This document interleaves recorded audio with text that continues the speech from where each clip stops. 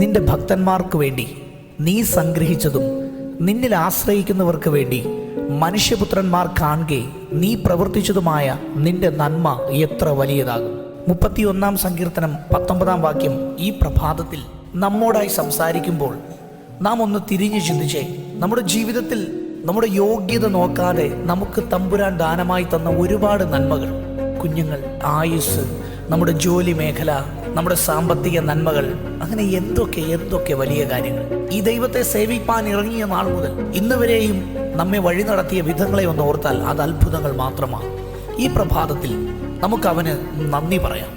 ആ ദൈവത്തിന് മുൻപാകെ ദൈവത്തിനായി എന്തെനിക്ക് ചെയ്തെടുക്കുവാൻ സാധിക്കും എന്ന് ചിന്തിക്കുന്ന ഒരു പകൽക്കാലമായി ഇന്ന് നമ്മുടെ ജീവിതത്തിൽ മാറണം. കാരണം മനുഷ്യരിൽ ആശ്രയം വെച്ചൊരു നാൾ ഞാൻ ഓടിയപ്പോൾ അവരെനിക്ക് ചെയ്തു തരാത്തത്, എന്നെ സ്നേഹിച്ച എൻ്റെ ദൈവം ഞാൻ ആരിൽ നിന്ന് ലഭിക്കുമെന്ന് പ്രതീക്ഷിച്ചോ അവരൊക്കെ എന്നെ കൈവിടിഞ്ഞപ്പോൾ അവരിൽ നിന്നൊക്കെ കിട്ടുന്നതിനും മീതെ, അവരിൽ നിന്ന് ലഭിക്കുന്നതിനും മീതെ എൻ്റെ തമ്പുരാൻ എന്നെ അനുഗ്രഹിച്ച വിധങ്ങളെ, അല്ലെങ്കിൽ നിങ്ങളെ അനുഗ്രഹിച്ച വിധങ്ങളെ ഈ പ്രഭാതത്തിൽ ഒന്ന് ഓർത്തെടുത്തേ.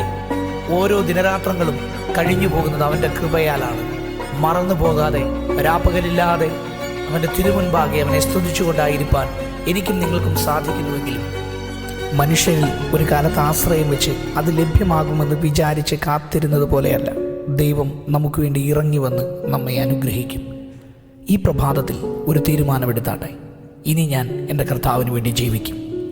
ഈ പ്രഭാതത്തിൽ ദൈവം നിങ്ങളെ അനുഗ്രഹിക്കുമാറാകട്ടെ. ആമേൻ.